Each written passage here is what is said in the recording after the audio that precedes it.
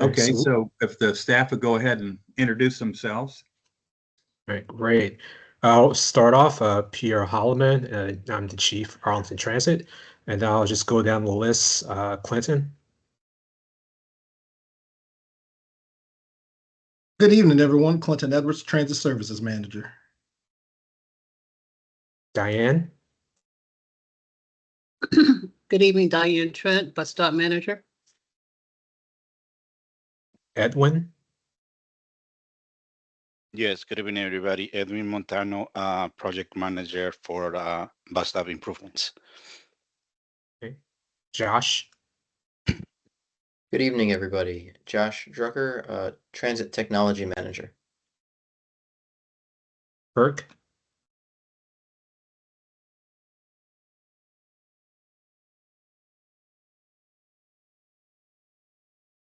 all right. Let's jump to Lauren. Hey there, Lauren Breyer, Transit Service Analyst for Arlington Transit. Paul, Good evening, Paul Mounier. I'm the service planner for the ART system. Robin, Good evening. I'm Robin McElhenney. I'm the Transit Capital Program Manager. Rocco, Good evening, everyone. I'm Rocco Visconti. I'm one of the planners for Arlington Transit and for STAR. and Ryan. Good evening. I'm Ryan Jones. I'm the asset manager for Arlington Transit. All right, Mr. Chair, that is the Arlington Transit team. Okay, great.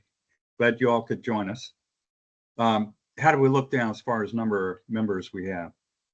Currently, there are only 3 TAC members, so you do not have a quorum. Okay.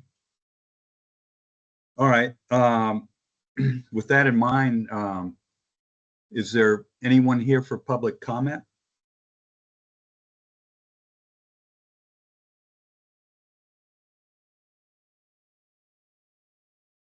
Okay. All right. So the current TAC members that are on this call, go ahead and introduce yourselves. I'll start. My name is John Carton. I'm chair of the committee. I'm Roseanne Ashby. Okay. Mariela Garcia Colbert, just a member. All right. Great to have you. Any other members on the line?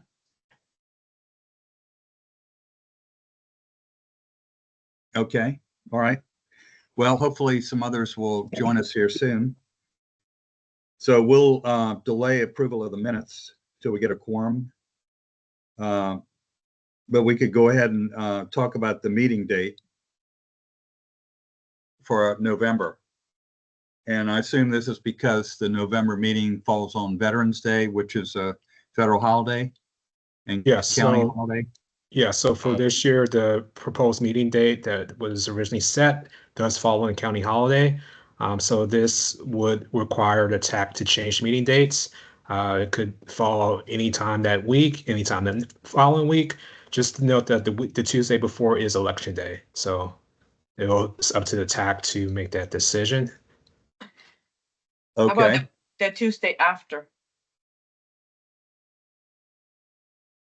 Oh, wait, I don't think I can do on Tuesdays anymore. So the Tuesday after would be the 18th. What do other folks think about that? That sounds good to me. Okay.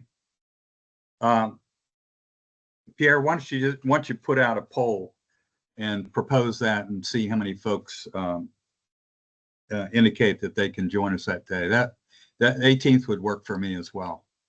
Okay, so I will send out a poll after this meeting, and the results will be shared with the TAC via email, and the meeting date will be once the meeting date is finalized, it will be stated on the actual TAC site for the public's awareness. Okay, great. All right. let's see, why don't we talk about the recap of our transit capital projects tour? Yeah. Who'd like to talk about that? I can So- talk about it. Robin Okay. here, if you'd All like me right. to do that. Sure thing. Okay, I hope everyone's doing well. We had a great time back in July. It's hard to remember it, to believe it's been about 2 months from ago, although we did do it later in the month. So we've visited the 4 different projects.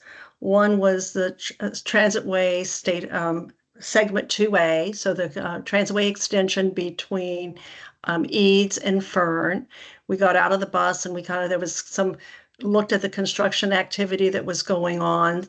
Since that time, they have done more work on the bus islands that we were able to see out there, and they're doing more of the pavement and the curb and gutter and continuing with utility relocations. So a lot of activity is going on out there at this time.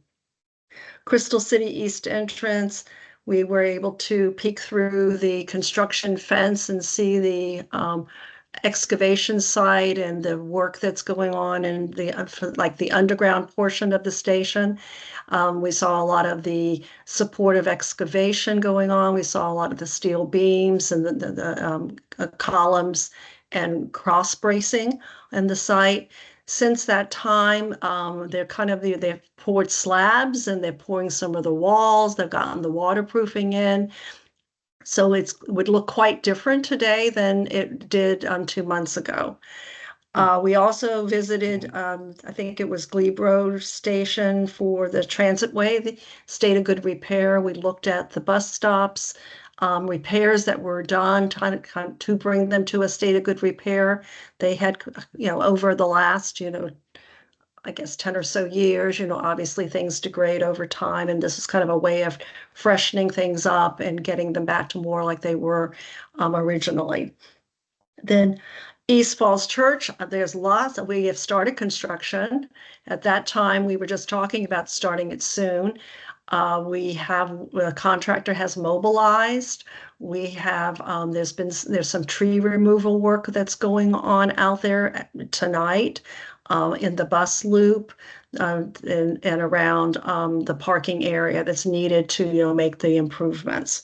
So that was our tour. So I appreciate everyone coming out, and I hope you all found it informative. We are going to put out a PowerPoint slide that kind of recaps it and also kind of tells you where the projects are at this point in time, and that will go out as part of the minutes of this meeting. Okay. So does anyone have any questions? It was a great tour, very informative. My only complaint was that it was very, very hot that night. It sure was. Oh my gosh, it sure was. But it was a great tour. Oh, thank Yeah, you. I'm it's glad you always- enjoyed it. It's always helpful to get out there and see things firsthand. And where I used to work, we used to say nothing beats a field inspection tour to see what's really going on. Right. So, And I do think this question did come up just in passing while we were out there. And I do have good news to report about the Pentagon City second elevator. People want to know when that was opening. We have reached substantial completion, which is significant. I don't have a date. I'm trying to get one of actually when it's going to be in operation, but we're talking very, very soon. Once you reach the substantial completion, it is ready. It is ready to be in operations. So that's good news. So I did want to share that with you all tonight. that's great. I think one thing about the tour is each year is it really shows, the committee all the balls that you do have up in the air. And we didn't see all the balls you have up in the air, but we saw some significant ones. So it's always exciting to see what's going on firsthand, and to also stand there, look at the project, hear about it, and try and visualize what it's going to look like in the future when it's finished. Particularly down there at Crystal City at the metro entrance. that one's in the way beginning, but it's interesting to see the foundation being worked on and, pointing out all the different facets of it, realizing that that's really a big project and takes a lot of great coordination to bring it all together and get it done.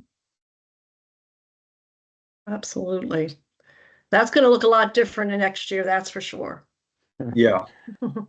I do remember one question that came up when we were down there was if there's any update on how the status of the new VRE station down there in Crystal City. I do not have any information on that. I don't know if Pierre does, but we could follow up with you on that. Yeah, we could follow up. The current status was the project was still in final design and looking and slated to go to construction, but we can get more details from VRE staff to provide to the TAC. Okay, that'd be great. Okay, any other questions or comments on the tour? Okay, if not, let's get into the upcoming art service changes for the fall.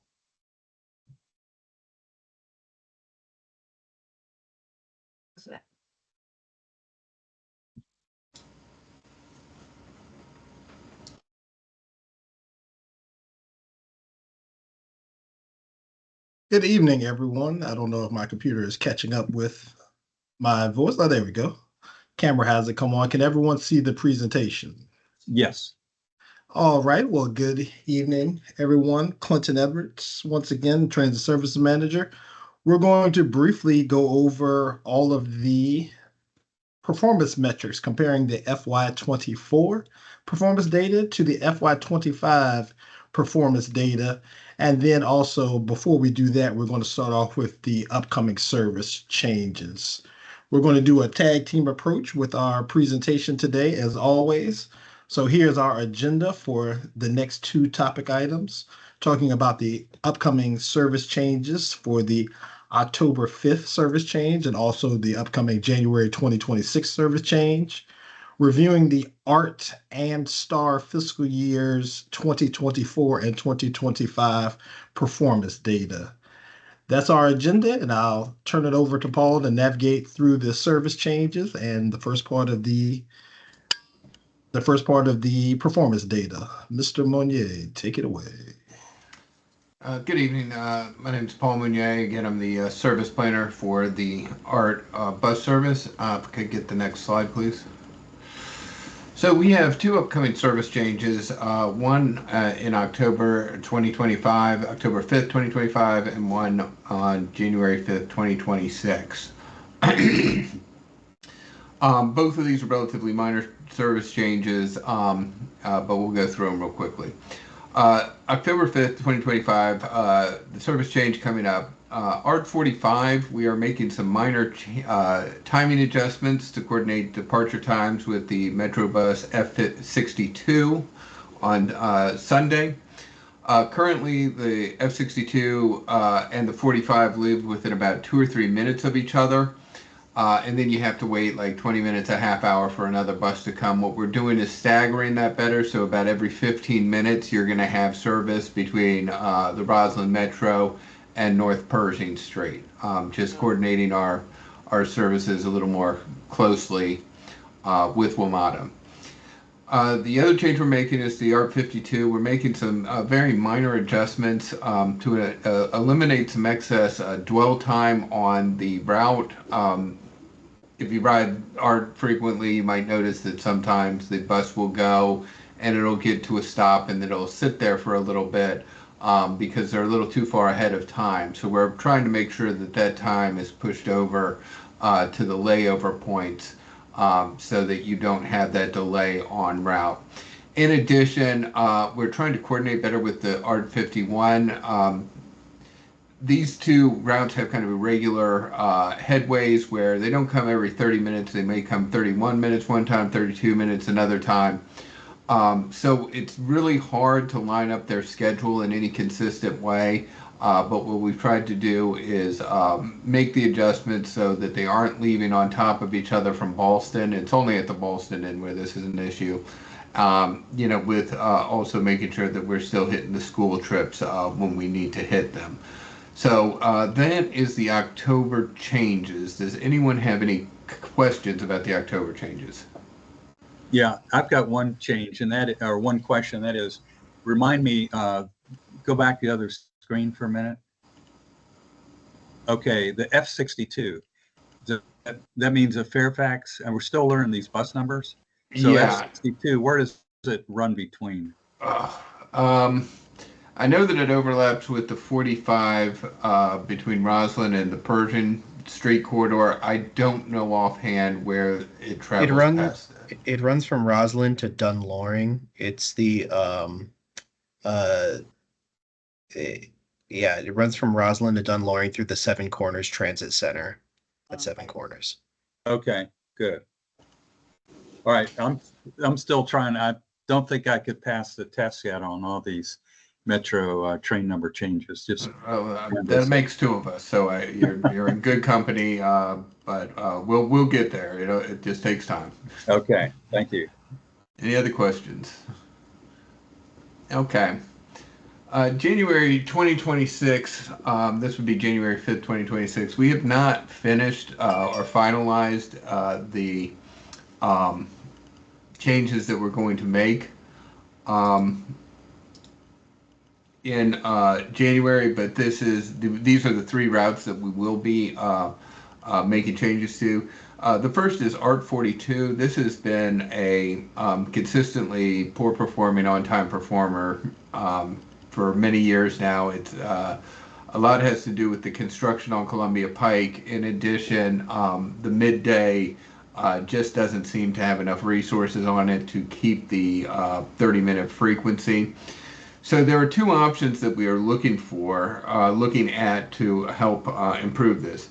The first is to increase the headway, which would decrease the frequency from every 30 minutes to every 40 minutes. This would add 10 minutes to the time. While there would be a little more time between trips, the trips would begin and end on time. So there would be a better on-time performance. Even though you're not getting quite the frequency, you'd have more dependability. The second thing that we are looking at is redirecting the ART 42 to the Pentagon City Metro Station instead of Pentagon in the midday.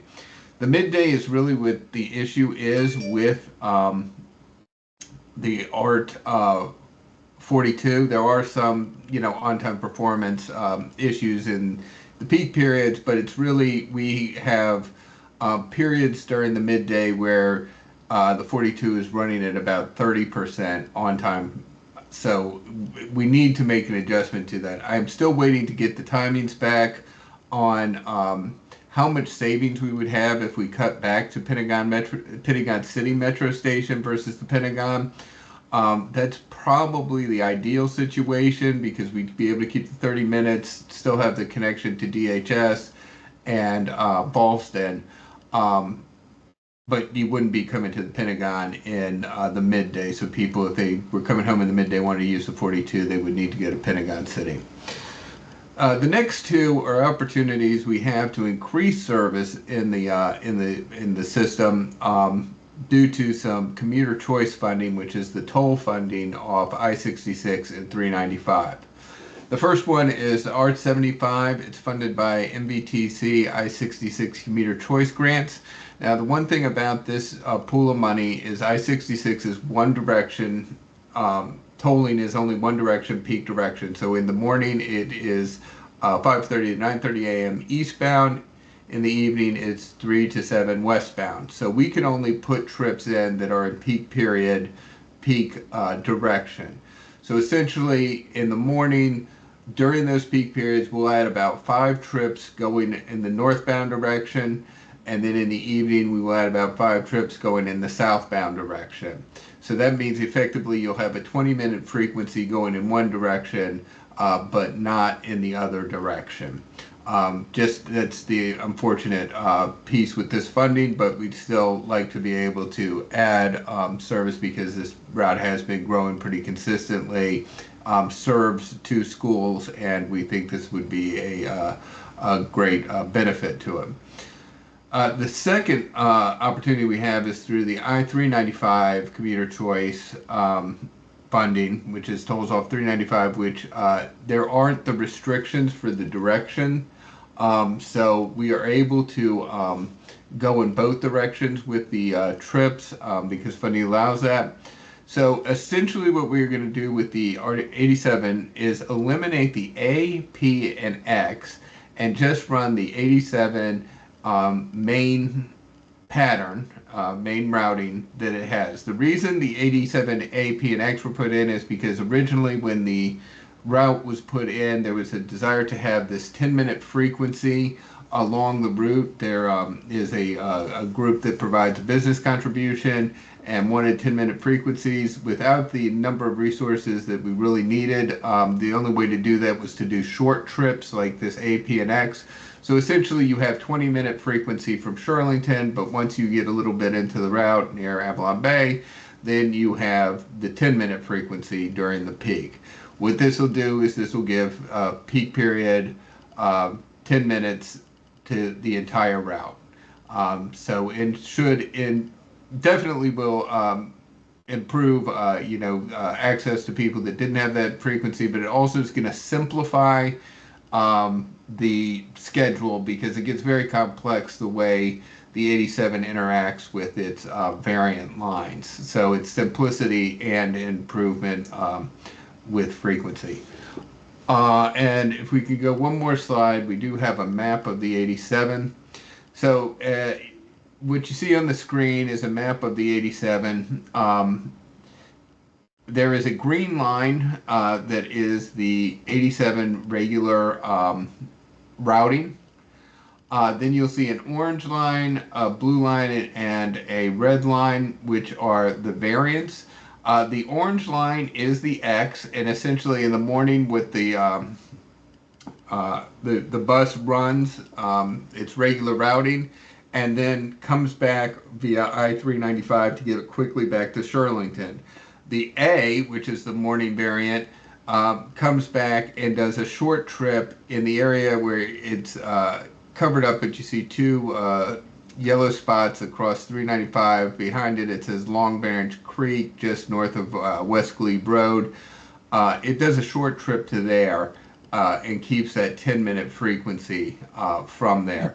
And then in the evening, the P is essentially another short trip. You can see some of the blue lines peeking through behind the green lines. But like I said, eliminating these, adding the resources we can with the grant funding, we will be able to provide that 10-minute frequency for the whole route without the short trips. Are there any questions on the January service changes?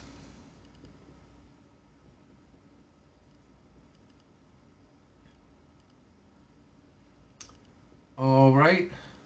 So I'm going to go quickly over our performance metrics comparing FY24 to FY25, and then I think Lauren will give us a summary overall of the system. We have metrics that were identified in the Arlington strategic plan. You can see them on the screen right now. It's a chart that has passengers per trip, passengers per revenue hour, passengers per mile, and average daily ridership. And then there are 3 route classifications: core, connector, and coverage. The core routes are, your high frequency, high demand routes such as 41, 45, 55. The connector routes generally are our north-south connections that have moderate to high ridership and moderate frequency. This would be like the 75, 77, 72. And then the coverage routes are routes that go to areas that typically wouldn't see high frequency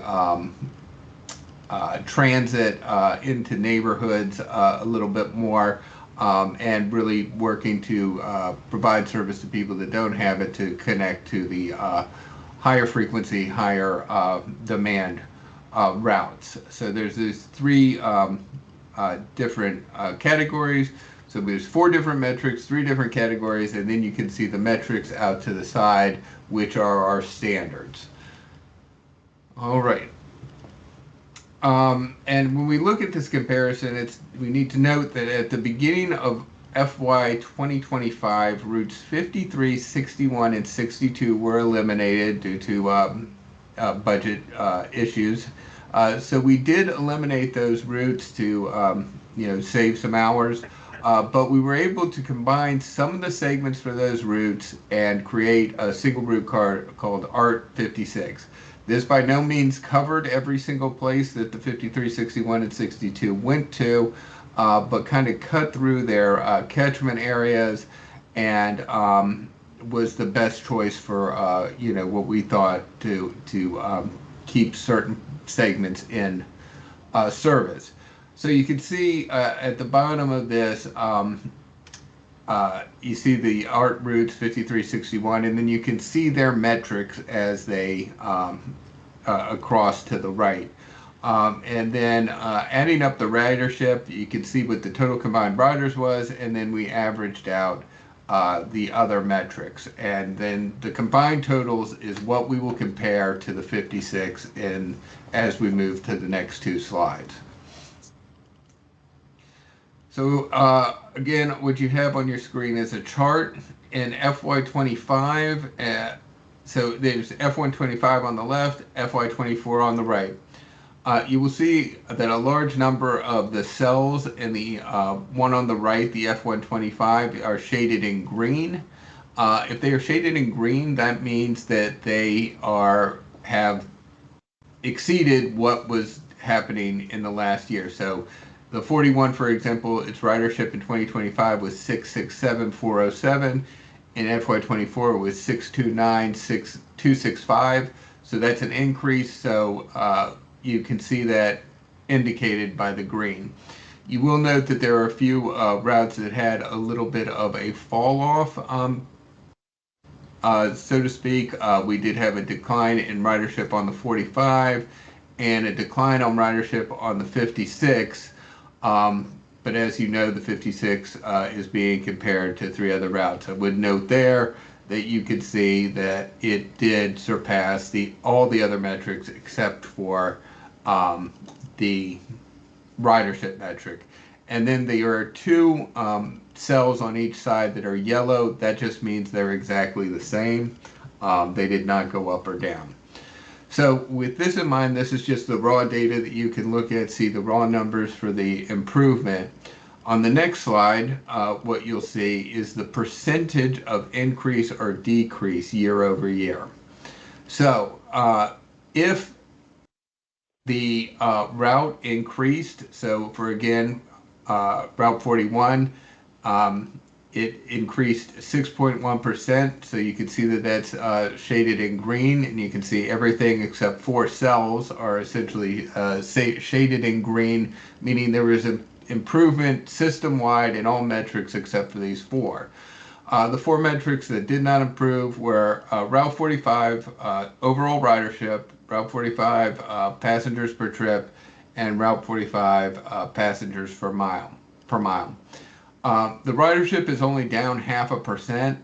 That isn't a lot. And the passengers per trip are down about 0.8%, almost 1%. And I think this is a lot to do with the fact that there's been a lot of construction on Columbia Pike. It has really affected the 45 based on its routing. I know the 41 and 42 also travel along Columbia Pike. But it does affect the 45 a little heavier just because of how long it remains on the pike.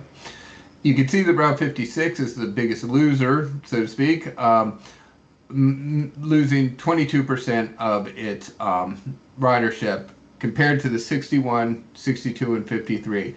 That's still very close to 80% retention of all the ridership. Plus, if you look at the passengers per trip, passengers per hour, and passengers per mile, significant, over 50% and almost 200% for passengers per trip over 50% for both passengers per hour and passengers per mile.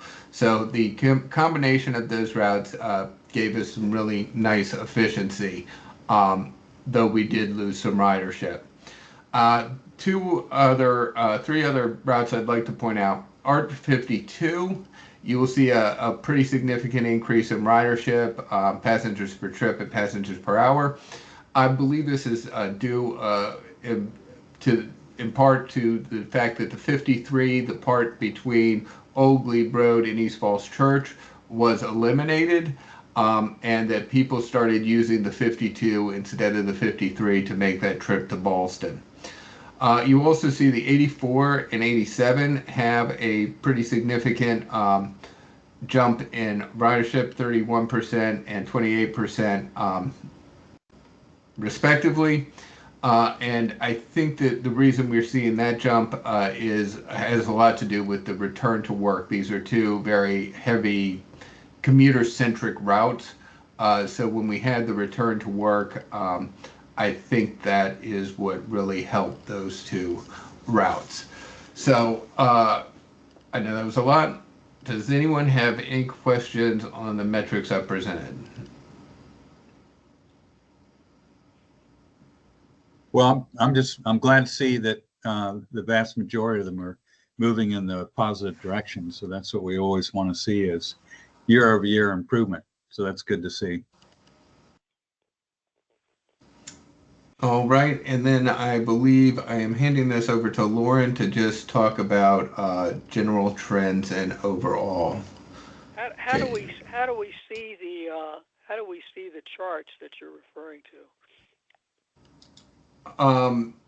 We can provide the presentation, the slide deck, after this meeting. Are you on the phone? Yeah. Yeah, he'll have to send it to you after the meeting. Thank you. Okay. Thank you, Paul. So this is my only slide. It's just a big system-wide overview of essentially a lot of the same stuff that Paul just shared with us. As we saw on the previous slide, every route is increasing by at least 6%, or essentially every route. Some of them up to 20 and 30% year over year. On this chart, on this page, we see the chart on the right has the columns from the fiscal year 24 and then fiscal year 25. And it goes over passengers by hour, scheduled trips, on-time performance, and customer service. And I'll go into each of them in a second. So what we just saw is this huge increase in ridership, and we see this reflected in our yearly numbers. In 2024, we had 2.4 million, and now we're up to around 2.6 million. That's about an increase of 200,000. At the same time, we see a decrease in revenue hours, as Paul spoke to that 56 consolidated route, including 53, 52, or 61 and 62. So that does reflect a decrease in hours. So the number of passengers per revenue hour then thus is also increasing from the increase in passengers, but also the decrease in revenue. But that is a really rare situation in transit. Not typical that you decrease revenue hours and increase passengers.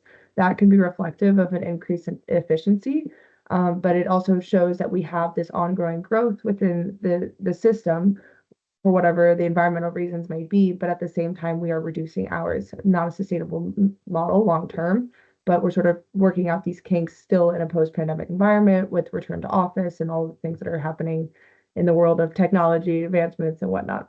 Next, I'll go over trips. So the service efficiency essentially is pretty much the same, but it increased. We've had a decrease in missed trips from 720 in 2024 to 355 in fiscal year 2025.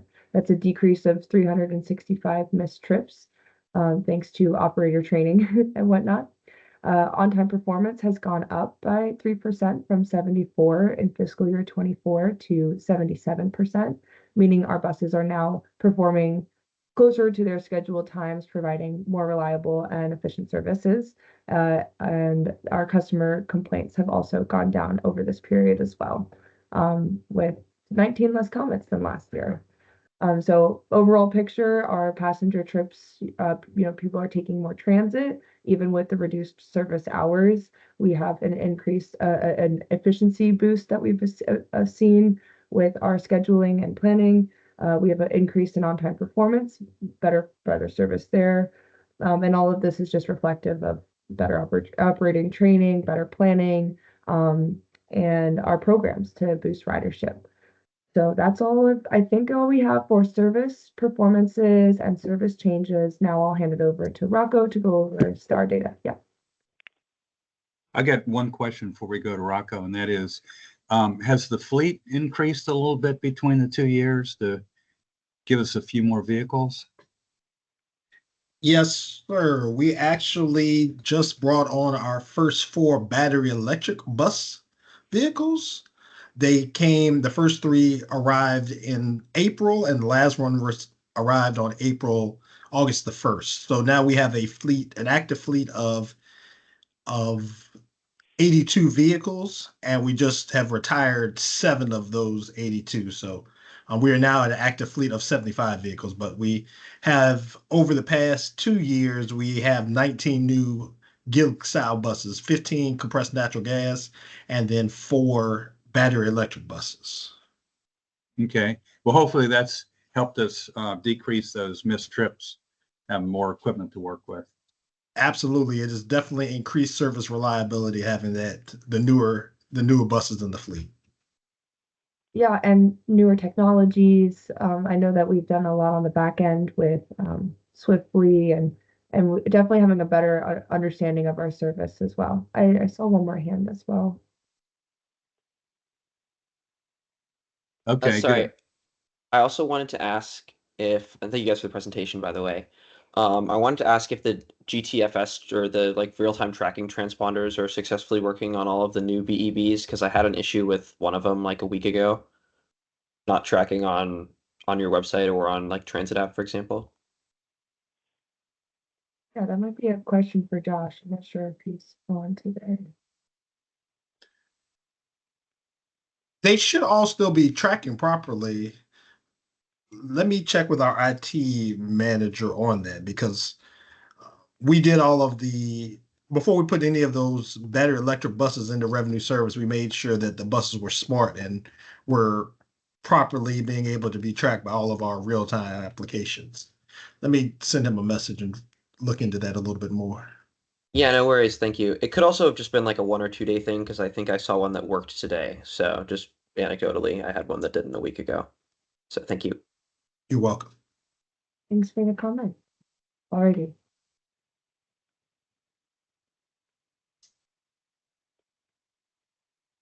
Okay, ready for star? Yes. All right. I don't know why my screen is there we go. I am going to present the fiscal year 2024 to 2025 year-over-year comparison for STAR. I think it's important to note that we underwent a contract change in December, in which STAR services were consolidated into one contract from 2. This reduced the number of providers providing the service from 2 to 1.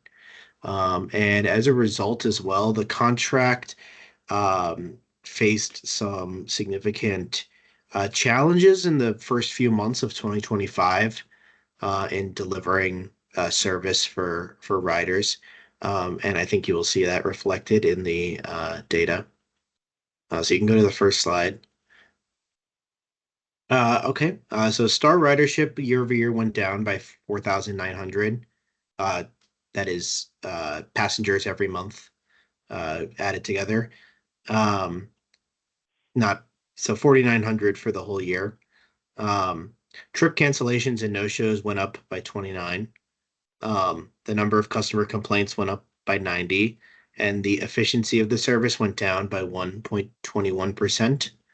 So you can see that this is largely illustrative of the issues that the service faced when it went down to one contractor in a period from December to roughly April, May, there was a significant challenge. We're definitely seeing the metrics improve in recent months now that many different aspects of the contract have been activated, like our secondary provider Userve and our mobile application Spare have both been activated as part of the contract.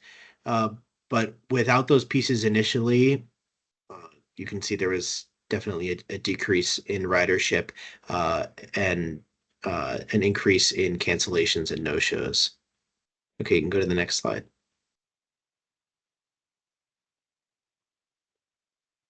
Okay, so the number of trips scheduled decreased by 6.9%, and the number of trips completed decreased by 8.2%, and the number of unlinked passenger ridership decreased by 9.5%, leading to an average week-a-day ridership decrease of 24.4%. Again, just following up on the first set of data and for the same reasons. Okay, you can go to the next slide. Okay, on-time performance decreased by 9.7% of total on-time trips. But as a percentage of trips delivered, it decreased by 1.8%.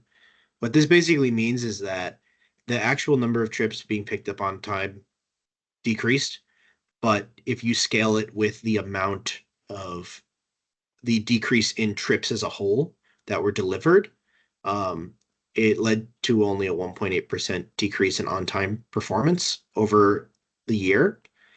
So our on-time performance overall fell from 91.6% to 89.9%. The late pickups increased 10 to 30-minute late pickups increased 56%, so going from 5.3% to 9.1%. But our excessively late pickups, which means pickups that were 30 minutes or later past the window they were allowed, decreased 72.7%, and meaning it went from 3.3% to 1.1% of all of our trips.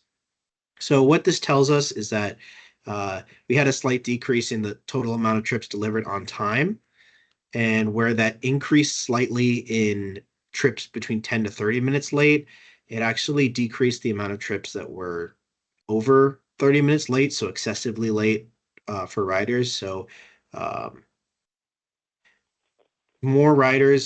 slightly more riders became late, but of those riders, the actual amount that were excessively late decreased.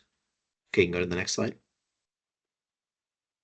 Okay, cancellations and no-shows. The number of trips canceled by the provider increased 65% and jumped 3% as a total of all trips scheduled. I think this is mainly due to staffing shortages earlier this year as a result from the new contract, and because the secondary ridership piece of Userve had not been activated yet. The trips canceled by the customers actually decreased, meaning that the trips that were canceled outside of the allowable cancellation window went down. The customer no-shows decreased significantly, 24.6%, meaning when the STAR vehicle arrives to the pickup location, the customer is not there to take the trip, which is a good thing that it decreased. And then the trips missed by provider increased 43.1%. But I do want to note that as a whole of all of our trips scheduled for the year, even though we saw a large increase, it remains a very small fraction of all service. Only 0.5%, up from 0.3% of all service delivered was missed by the provider. So while it definitely isn't good that we had an increase, it still remains a very low percentage overall. Okay, go to the next slide. Thank you. I've got one question for you, Rocco, and that is, sure, what's the definition of unlinked ridership? So basically, when you're using public transportation, either Star or ART, um, you can sometimes, chain trips together in terms of if you think about it with ART, you will take a bus to the metro station and then transfer to the metro and get on. Um, and sometimes it's a free transfer. Um, and then you'll get off and get on another bus and go somewhere. All of that, the bus to the metro to the bus, is one linked trip, but separate. It is three unlinked trips on three different nodes, modes of transportation.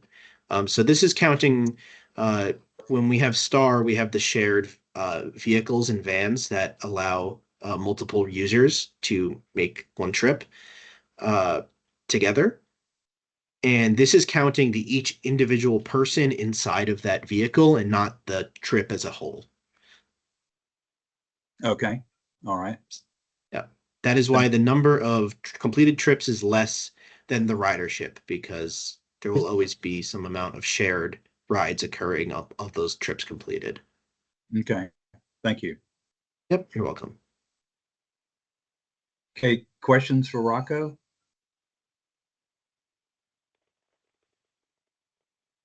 Thank you. Okay. Thanks a lot, Rocco. Okay. Next item here is a Star audit review and update.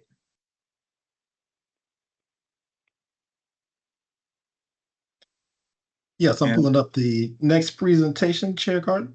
Okay. And I'm going to ask you, if you're not the presenter, if you turn your camera off, please. Right, it's fine.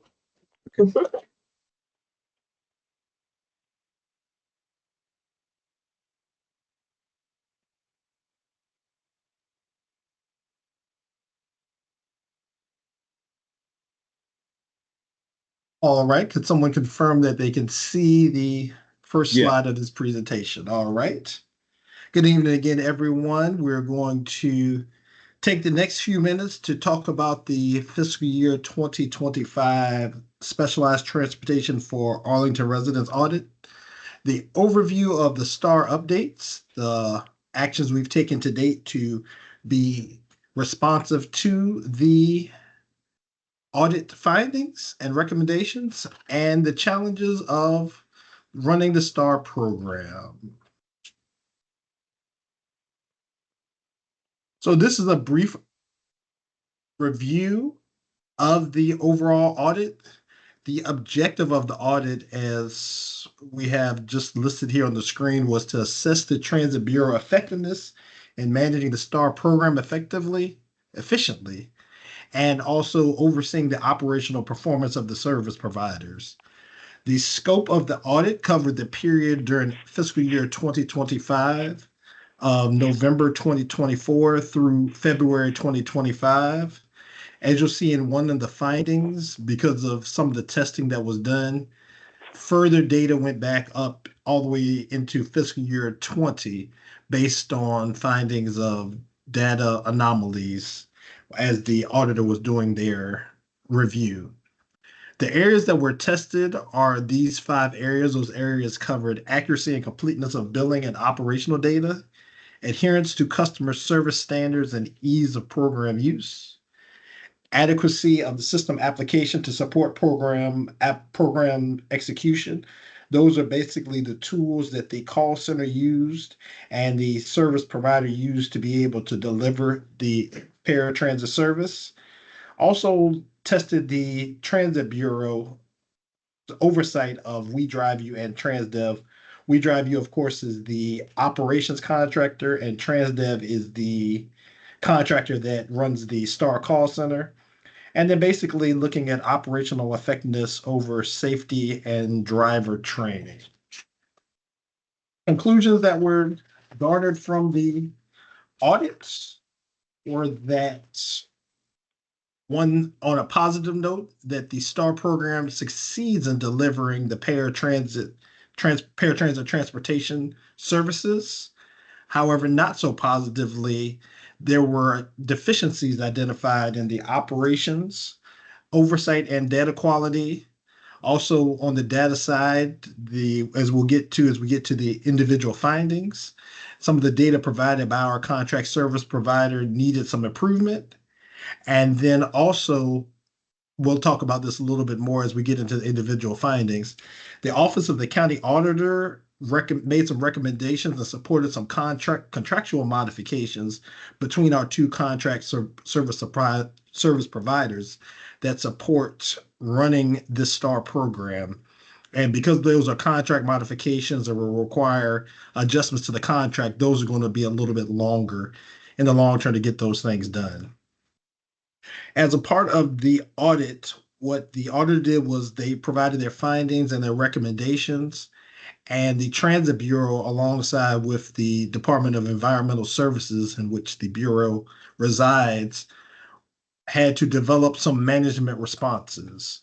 Of course, in our management responses, we made note that implementing some of the recommendations will require contract modifications, which will impact costs and timelines, and that several of the corrective actions are underway and several have been implemented.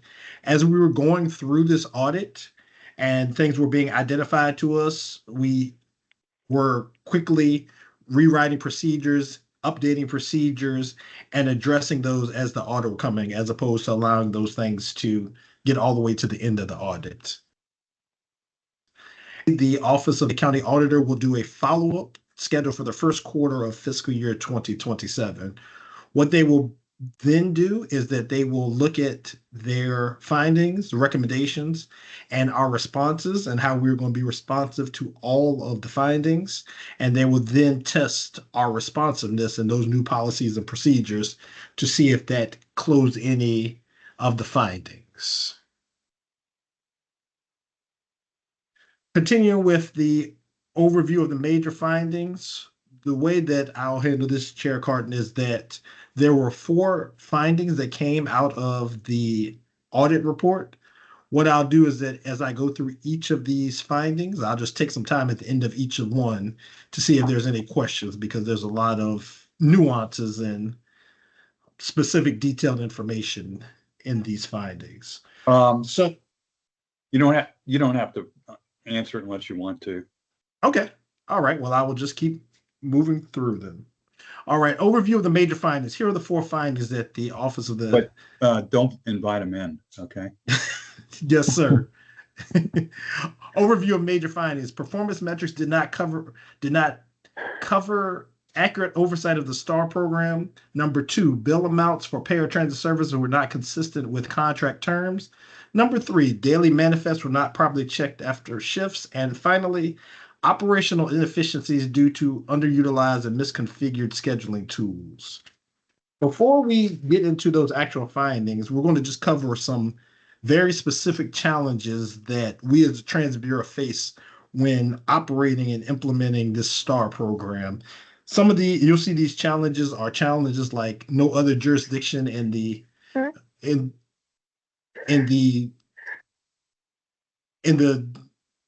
I'm sorry, I thought someone was saying something. These are challenges that others do not face, and we have duplicative service similar to that of our regional provider. So going into the challenges of administering this program, all of these things came out as well during the June 26th audit committee meeting. The audit committee there's an audit committee alongside with 2 county board members. The county manager and DES leadership were all part of this meeting. So this discussion also came out there, but we wanted to highlight this before we get into the findings. For the STAR service area, transit providers around the country are required to provide transit services for paratransit 3/4 of a mile, from the nearest bus stop of that jurisdiction's transit agency. So for the STAR program, with us providing services to Fairfax County, Loudoun, Prince George's County, Montgomery County, we are well beyond the ADA guidelines for paratransit services.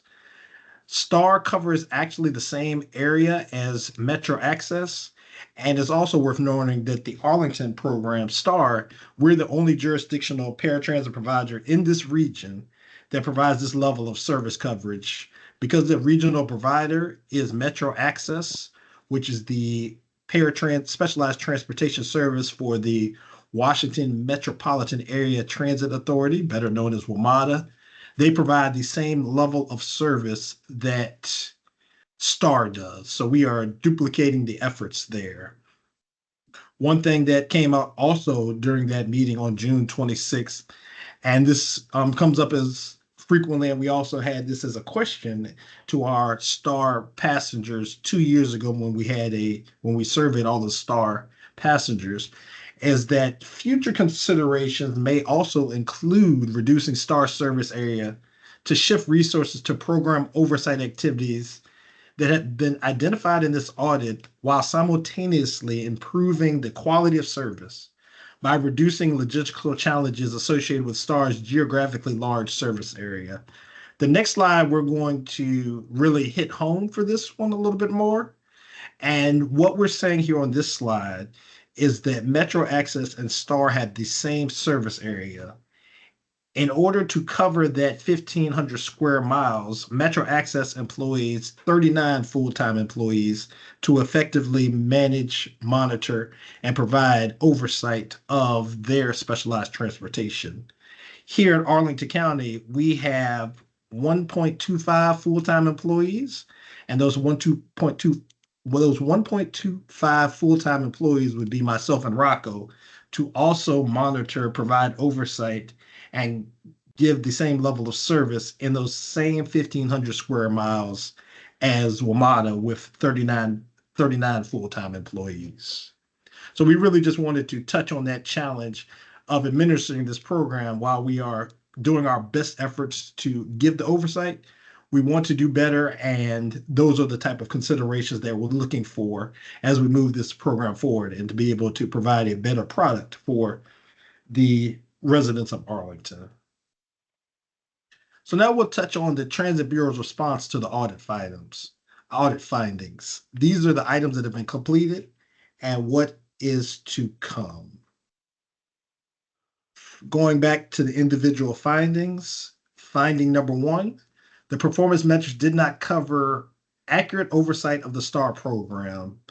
The audit findings specifically talked about the existing metrics failed to demonstrate that STAR is meeting its program goals by providing a safe, equitable, accessible, reliable, and convenient transportation system.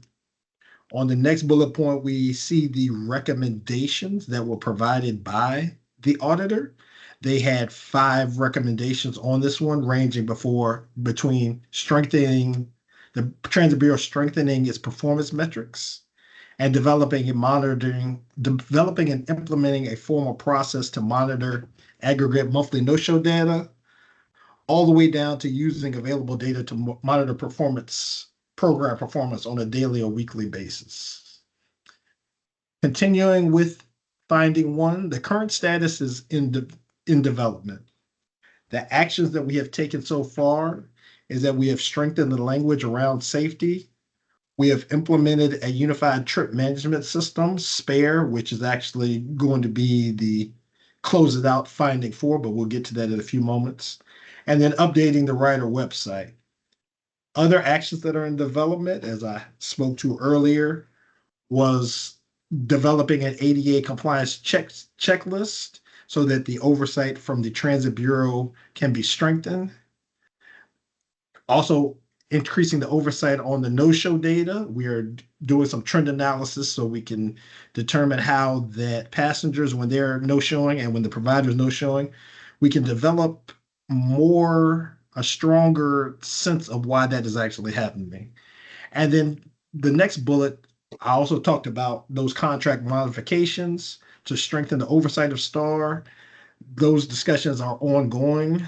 Rocco and I had a meeting with their manager of customer success a couple of weeks ago and let them know that there are some contract modifications that the county is going to propose based on the findings and the audit. So that summarizes finding number 1. So that status overall is in development. Finding finding two as soon as my computer wants to catch up. Bill amounts for paratransit service were not consistent with the contract terms. As the auditor went in and looked and was doing his review of the billings, our contract service provider was using a billed revenue hour calculation methodology that wasn't explicitly stated in the contract. The contract up until November 30th, 2024 called for a different billing methodology than the current contract. However, the contract service provider was using a methodology not stated in the contract. Originally, the auditor went back to September, October, and November to see how the billed rate that the service provider was charging the county exceeded the actual rate. And through this testing, the auditor actually asked the county, you'll see in the recommendation, for the Transit Bureau to go back 5 years. Fortunately, with the December 2024 invoice, before the county actually paid that invoice for the services provided December 2024, those 487 additional trips were caught, and the contract service provider was able to adjust the bill, and the county was not overcharged for 487 trips. The recommendation, of course, was that the county go back and look at the 5 years of billings to get a total amount that the county had been overbilled. And after the Transit Bureau went back and examined Diamond/We Drive U's invoice for the past 5 years, determined the total amount that was overbilled, and the county sent a letter to We Drive You on May 29th, requesting reimbursement for those 5 years worth of overbilling. We've had some initial discussions with them, and currently it is in the hands of We Drive You with their legal department as far as how they're going to move forward with reimbursing the county. So those discussions are ongoing. What we also did as far as the December 2024 bill, the first invoice under this new contract, was that we implemented a new review procedure for proper trip validation and strengthening future billing procedures. And of course, as I previously stated, the amount overbilled in December 2024 was corrected prior to payment. Finding number 3, daily trip manifests were not properly checked after the shifts. To give you all just kind of a perspective of what happens when a specialized transportation driver comes in for the evening, they turn in pre-spare, which launched on June the 3rd, they would turn in their handwritten manifest and their coupons for the day to be able to determine so that there could be a reconciliation for each driver as to how many coupons and how much cash they collected and made sure that it matched their manifest. Through the sampling done by the county auditor, he reviewed 25 samples in November and December and found some discrepancies between cash reported, coupons collected, and passenger counts versus the amount reported to the monthly service report when compared to what the driver actually turned in. What our partner at We Drive You did immediately is they changed that procedure and made sure that what was happening was actually being received was actually being counted properly. And with the implementation of Spare on June the 3rd, now that system is automated so that when a passenger utilizes a Star trip, that Spare automatically counts the amount of coupons of cash that each driver should be turning in and accounted for each of their shifts. Let's see here. And so you'll see here that for finding number 3, the status is complete. And of course, we at the Transit Bureau recognize the importance of the robust controls and the fair collection process to ensure accountability, minimizing revenue loss, and supporting accurate financial reporting.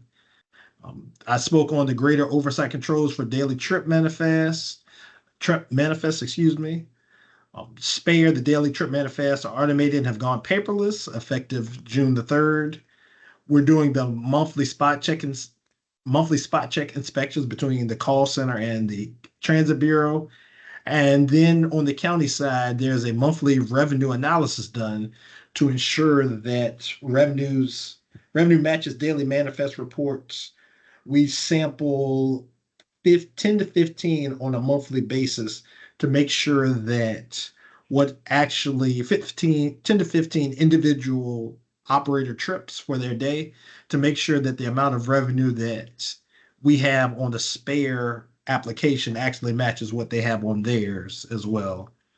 And then finally, those reconciliation procedures have been refreshed and retrained with staff to ensure data completeness on manifest has been largely automated with spare.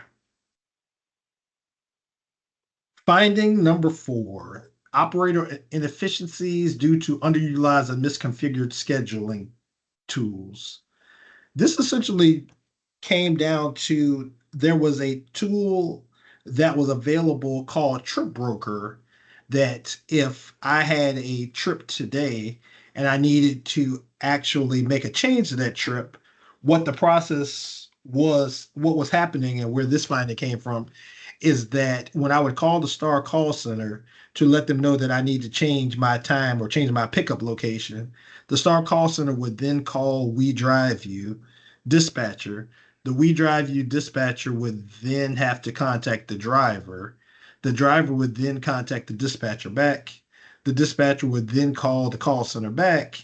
And all the time, while this is happening, the passenger is on hold waiting for this change to happen.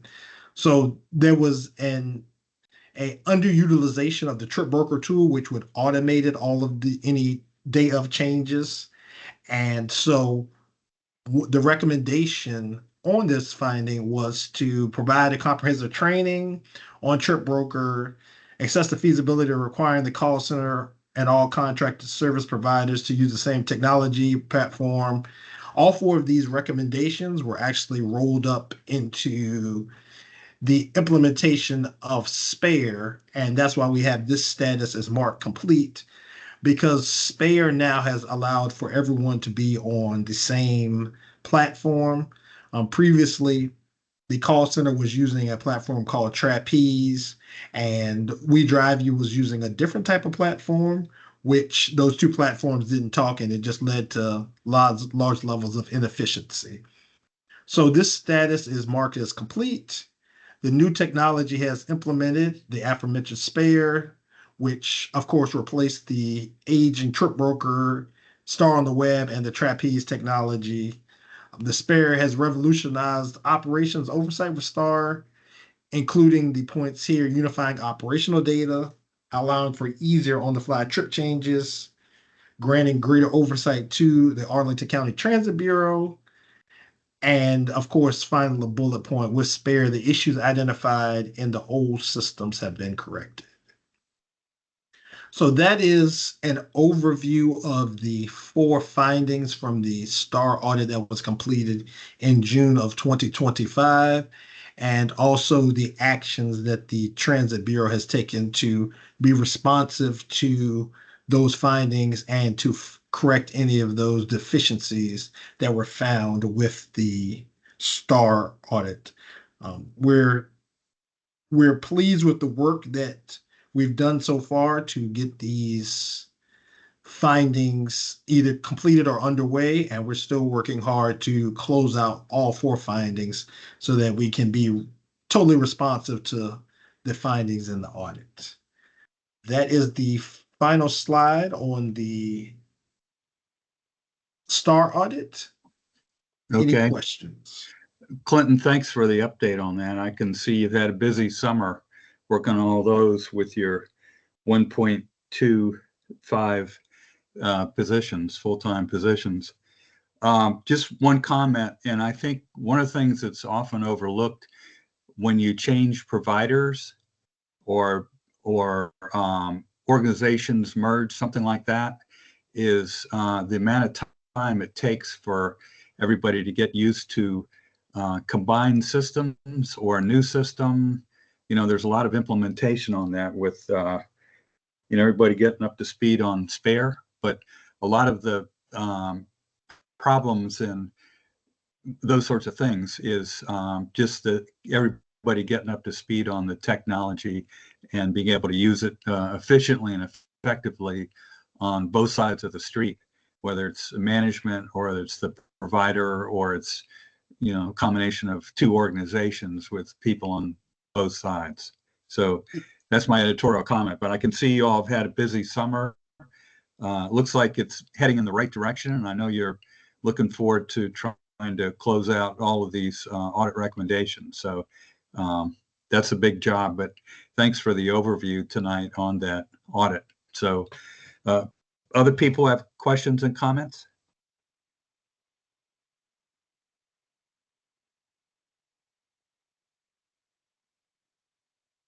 John, I wanted to ask, will I be given just a few minutes to talk about the STAR program, the accessibility subcommittee?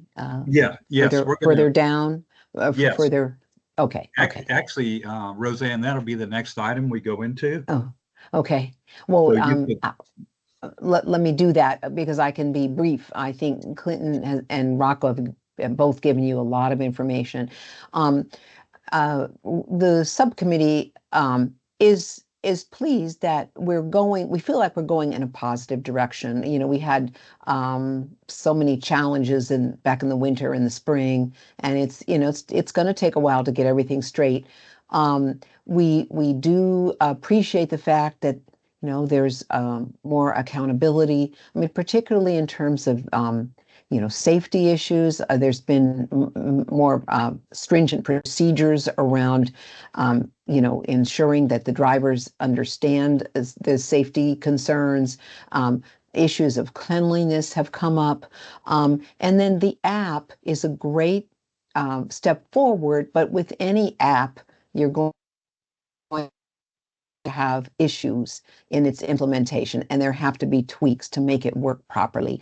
For instance, some of the information that the app produces, the messages that sends out are not accurate in terms of, when the vehicle is going to arrive and whether it's late or what, some of that is still not accurate. So, we're what I was going to say to you tonight, the subcommittee would like to meet for the next few months on a monthly basis rather than a bi-monthly basis, because we really want to work with the county to, continue to work toward some positive changes. And I was told that I need to get the blessing of this committee, the full committee, TAC.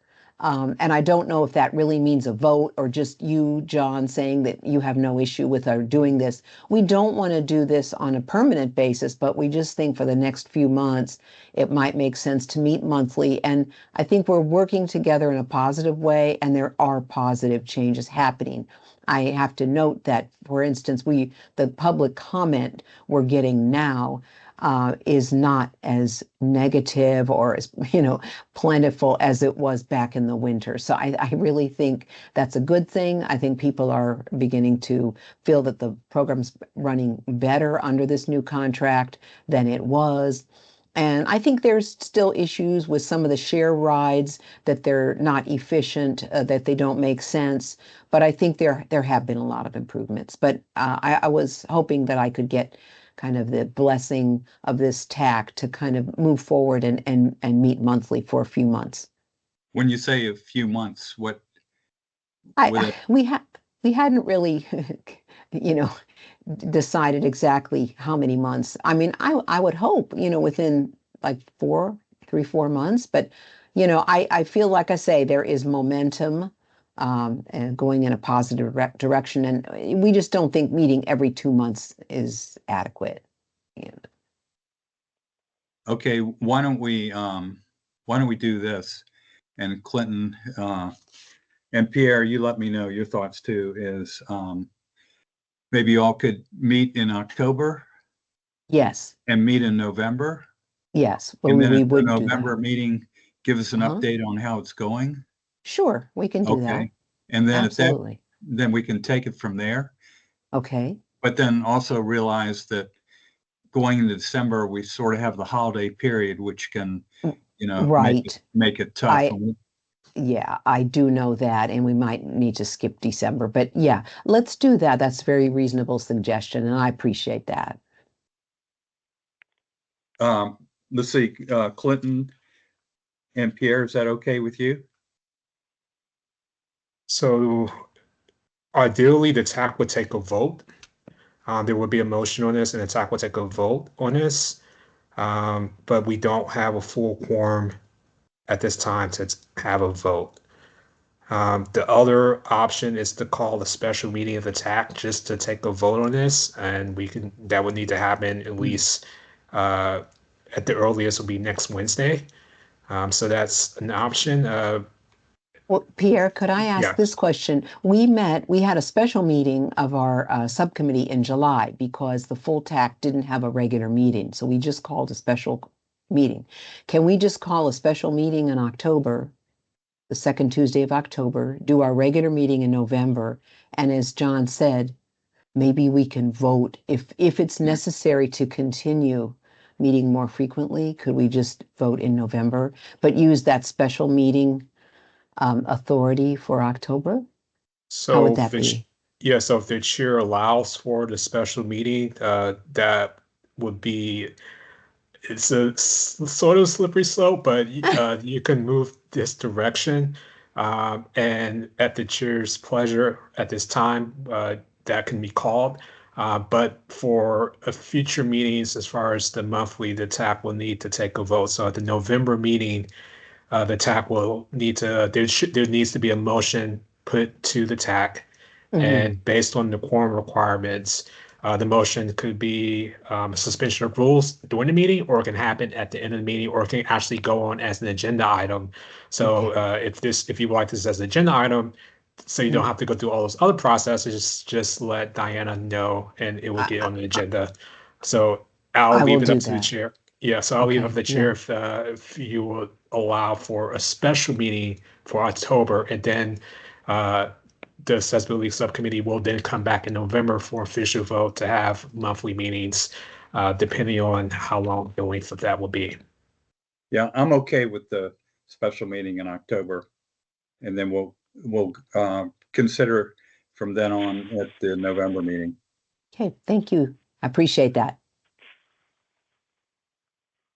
So any other comments from the subcommittee? No, I don't think so. I think that Clinton and Rocco have covered a lot, and I don't want to. I don't need to add additional comments at this point. Okay. Any comments from other committee members?